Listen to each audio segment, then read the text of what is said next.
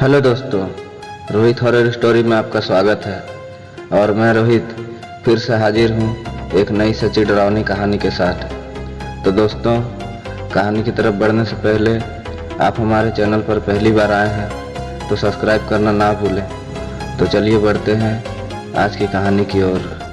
समीर और उसका छोटा भाई वीरू अपने मामा के घर से छुट्टियां बिताने के बाद अपने घर लौट रहे थे। घर जल्दी पहुंचने की वजह से समीर ने जंगल वाले शॉर्टकट से जाने का निर्णय लिया, मगर वीरू उस रास्ते से जाने के लिए तैयार नहीं था, क्योंकि बड़े बूढ़ों से उसने जंगलों में चुड़ैल और भूत प्रेतों की कहानियां सुन रखी थी। वह बोला, भैया मैं जंगल के रास्ते नहीं जाऊंगा क्योंकि वहाँ चुड़ैल का साया है। समीर बोला, तो क्यों बेकार में डर रहा है? मैं हूं ना तेरा बड़ा भाई, और ये भूत प्रेत कुछ नहीं होता, सब मन गढ़ंत कहानियाँ होती हैं। और फिर घर भी तो हमें जल्दी पहुंचना है। किसी तरह समझा बुझा के समीर ने उसे मना लिया और कार पक्की सड़क छोड़ के जंगल के रास्ते मोड़ ली। तकरीबन 10 मिनट गाड़ी चलाते रहने के बाद उन्हें एक झोपड़ी दिखाई दी। उसके आंगन में एक बुढ़िया झाड़ू लगा रही थी। समीर बोला, देख छोटे, जंगल में कोई रहता भी है। तभी वीरू बोला, भाई पक्का इंसानी है ना, या फिर कोई चुड़ैल? समीर बोला, अरे बेवकूफ़, तू कहीं ले जाने के लायक ही नहीं है, तू सो जा। इतना बोल के समीर उस पर हंसने लगा और आगे चलने लगा। थोड़ी देर बाद उन्हें फिर से वही झोपड़ी दिखाई दी और वही बुढ़िया आंगन में बैठी थी।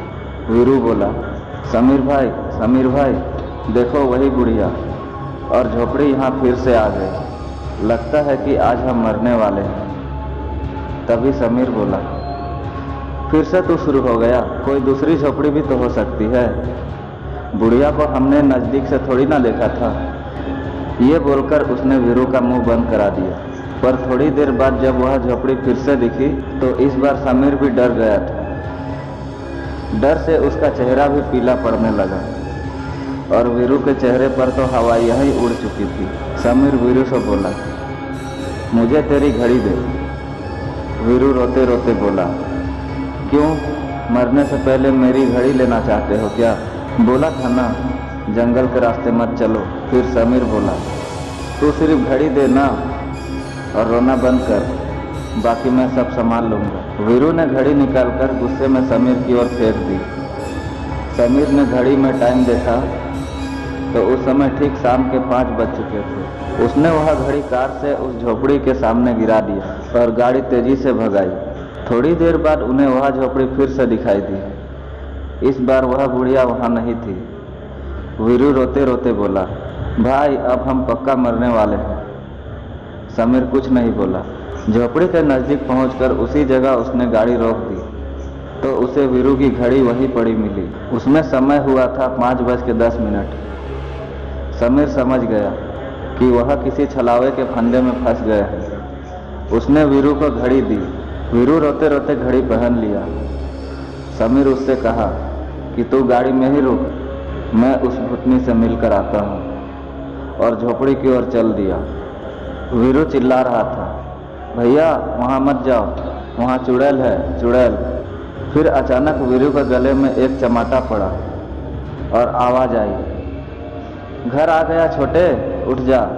और वीरू आंख मलते हुए उठा तो गाड़ी घर के आंगन में खड़ी थी और समीर कार से सामान निकाल रहा था। और जब वीरू ने घड़ी में समय देखा तो ठीक 5:10 हो रहे थे। समीर ने उससे पूछा, तू नींद में क्या बड़बड़ा रहा था?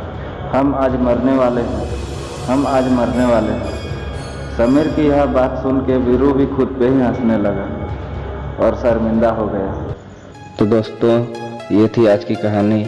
अगर कहानी आपको अच्छी लगी हो तो वीडियो को एक लाइक कीजिए, अपने दोस्तों के साथ शेयर कीजिए, और इसी तरह की और नई नई कहानियाँ सुनने के लिए हमारे चैनल को सब्सक्राइब करके बेल नोटिफिकेशन को ऑल पर कर लीजिए।